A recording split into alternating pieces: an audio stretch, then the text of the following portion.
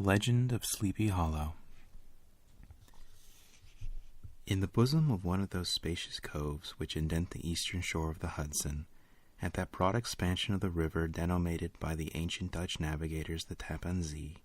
and where they always prudently shortened sail, and implored the protection of St. Nicholas when they crossed, there lies a small market town or rural port, which by some is called Greensboro, but which is more generally and properly known by the name of Tarrytown. This name was given, we are told, in former days by the good housewives of the adjacent country, from the inveterate propensity of their husbands to linger about the village tavern on market days. But, be that as it may, I do not vouch for the fact, but merely advert to it for the sake of being precise and authentic.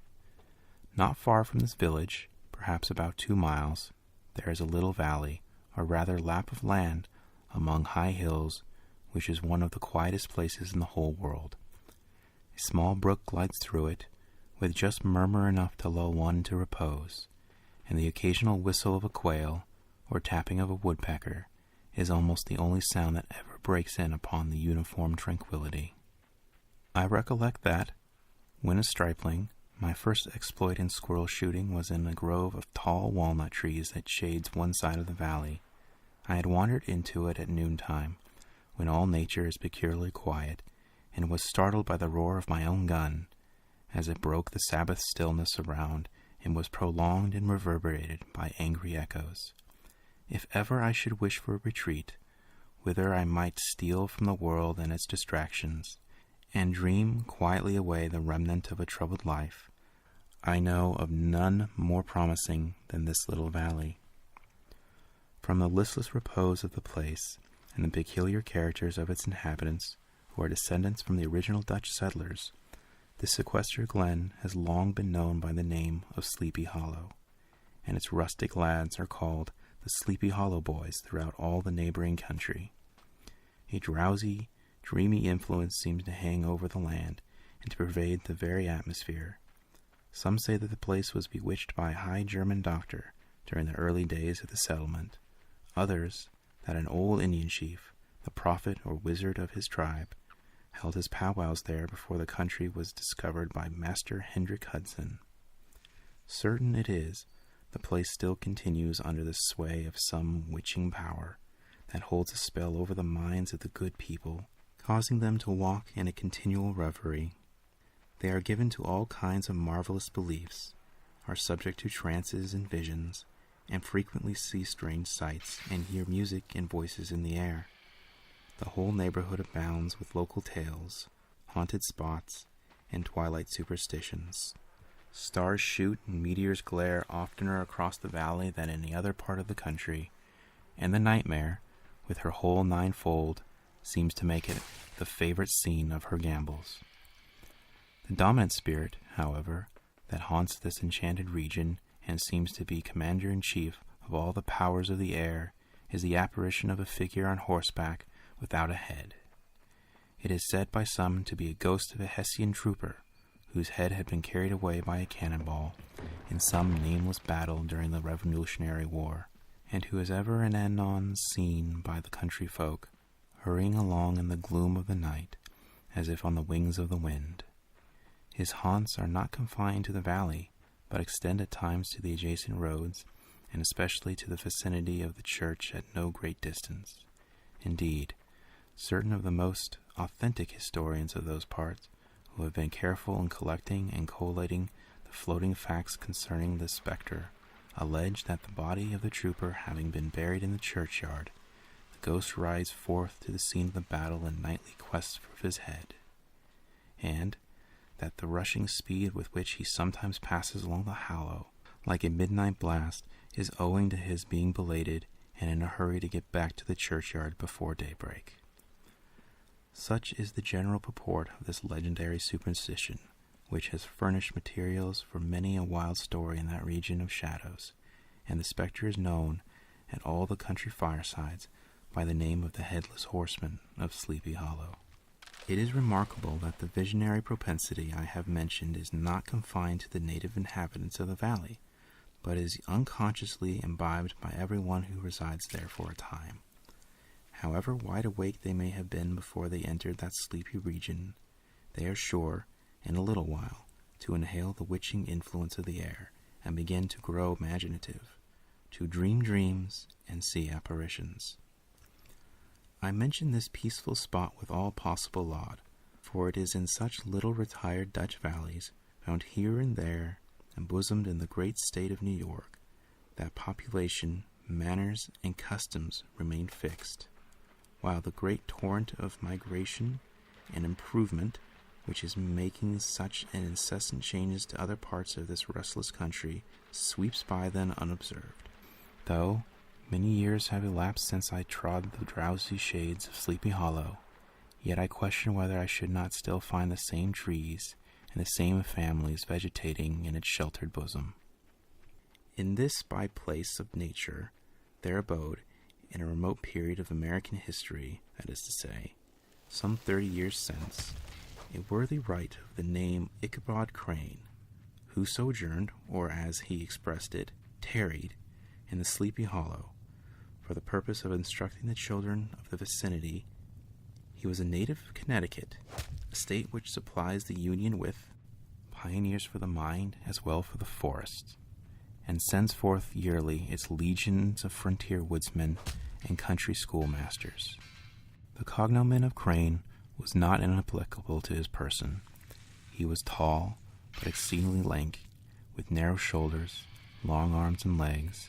hands that dangled a mile out of his sleeves, feet that might have served for shovels, and his whole frame most loosely hung together. His head was small and flat at top, with huge ears, large green glassy eyes,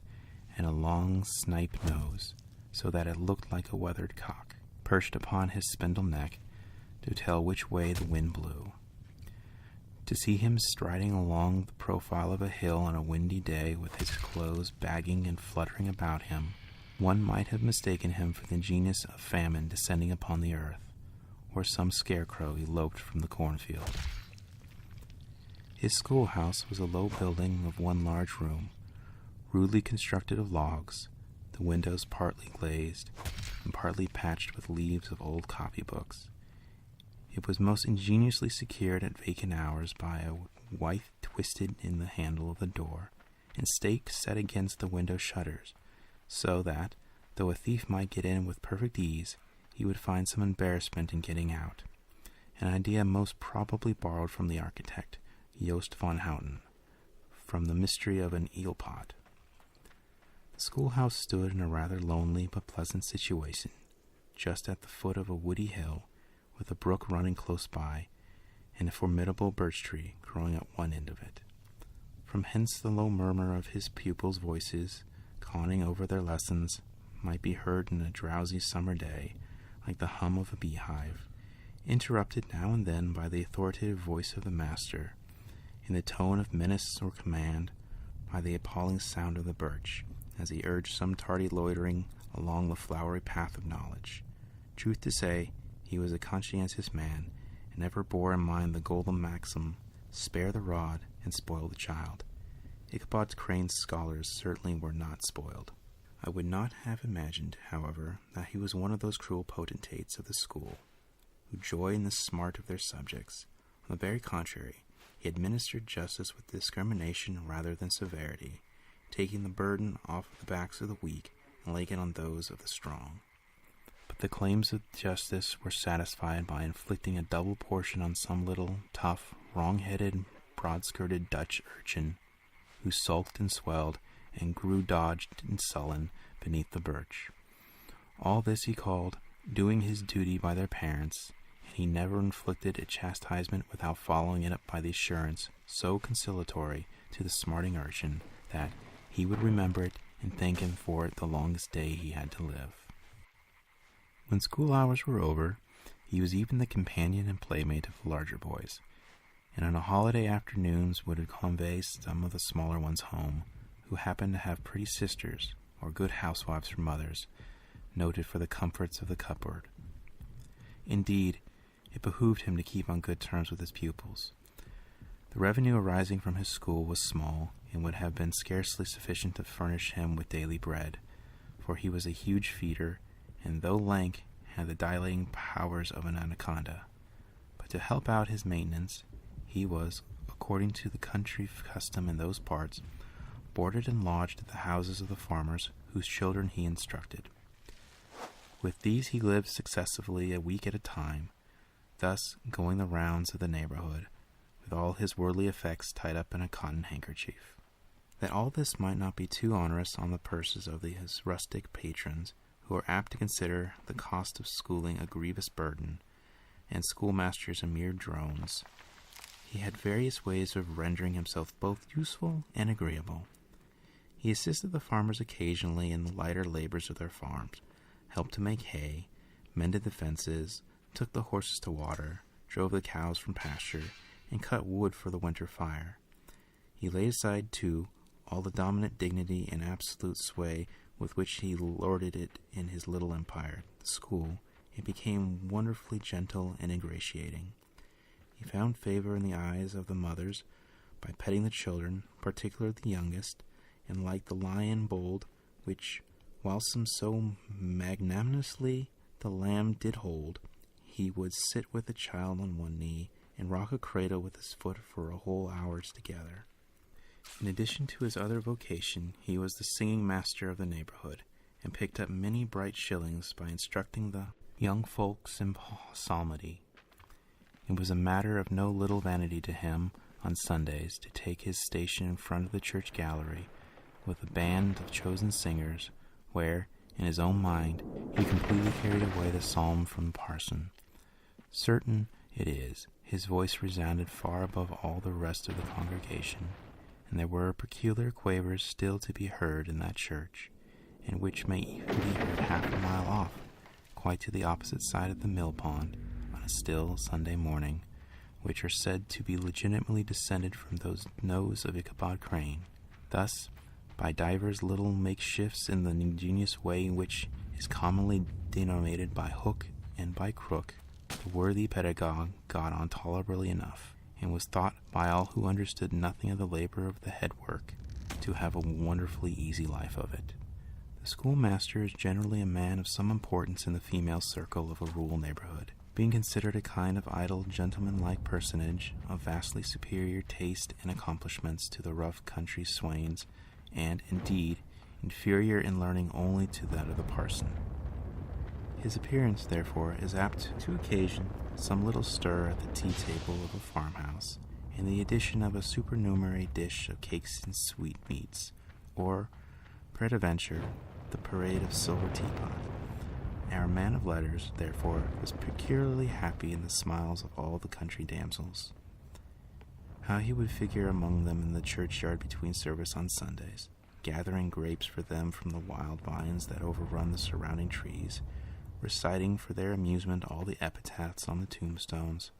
or sauntering, the whole bevy of them, along the banks of the adjacent mill pond, while the more bashful country bumpkins hung sheepishly back, envying his superior elegance and address.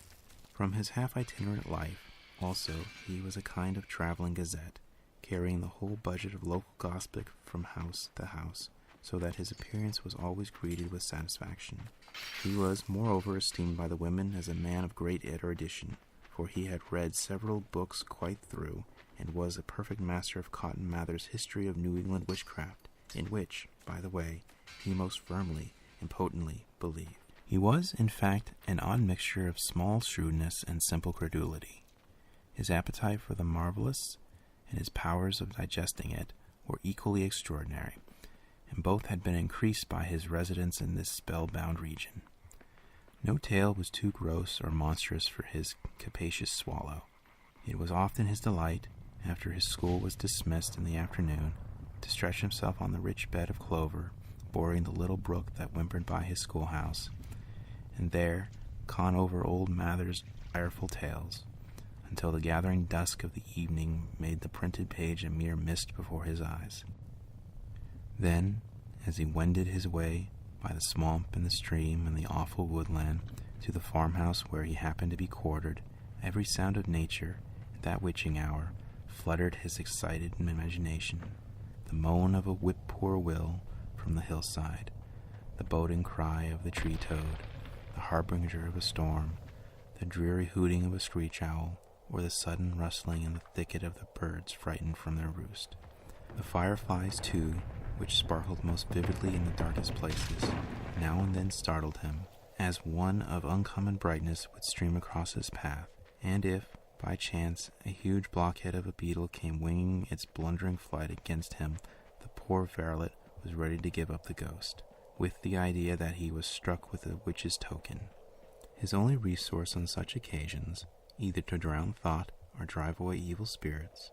was to sing psalm tunes, and the good people of Sleepy Hollow, as they sat by their doors of an evening, were often filled with awe at hearing his nasal melody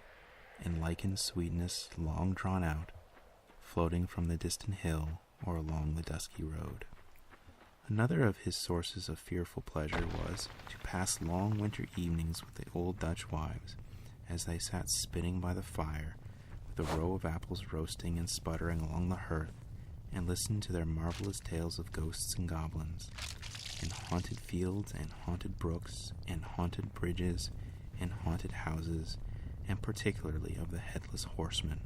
or galloping Hessian of the Hollow, as they sometimes called him. He would delight them equally by his anecdotes of witchcraft, and of the direful omens and portentous sights and sounds in the air, which prevailed in the earlier times of the Connecticut,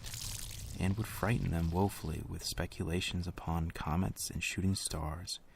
and with the alarming fact that the world did absolutely turn round, and that they were half the time topsy-turvy. But if there was a pleasure in all this, while snugly cuddling in the chimney corner of a chamber that was all of a ruddy glow from the crackling wood fire, and where, of course, no spectre dared to show his face, it was dearly purchased by the terrors of his subsequent walk homeward. What fearful shapes and shadows beset his path amidst the dim and ghastly glare of the snowy night! With what wistful look did he eye every trembling ray of light streaming across the waste fields from some distant window! How often was he appalled by some shrub covered with snow, which, like a sheeted spectre, beset his very path! How often did he shrink with curdling awe at the sound of his own steps on the frosty crust beneath his feet, and dread to look over his shoulder, lest he should behold some uncouth being trampling close behind him! And how often he was thrown into complete dismay by some rushing blast, howling among the trees,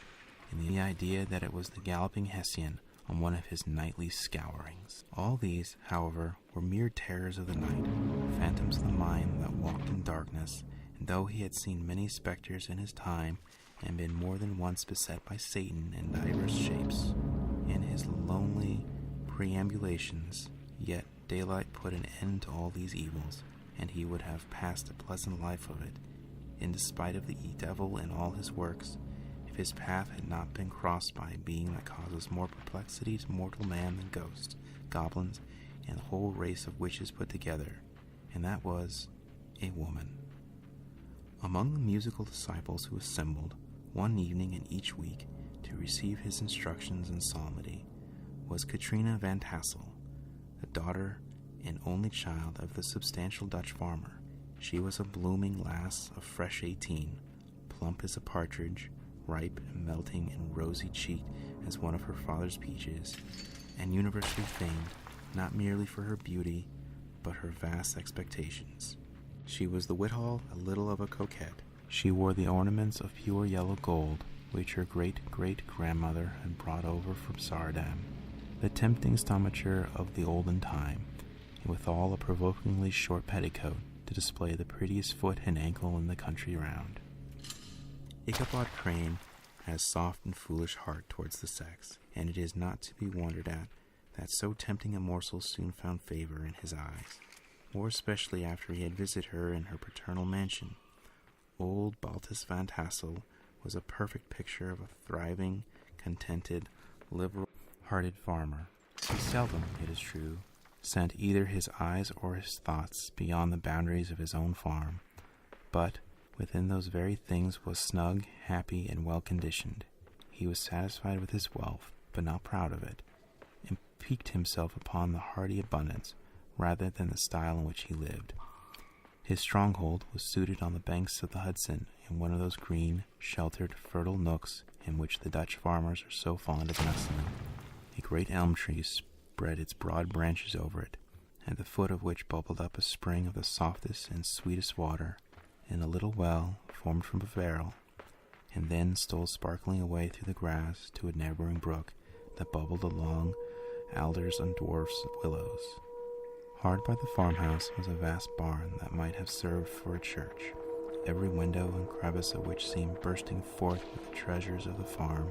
The flail was busily resounding within it from morning to night, swallows and martins skimming twittering about the eaves, and rows of pigeons, some with one eye turned up, as if watching the weather, some with their heads under their wings, or buried in their bosoms, and others swelling and cooing and bowing about their dames, or enjoying the sunshine on the roof.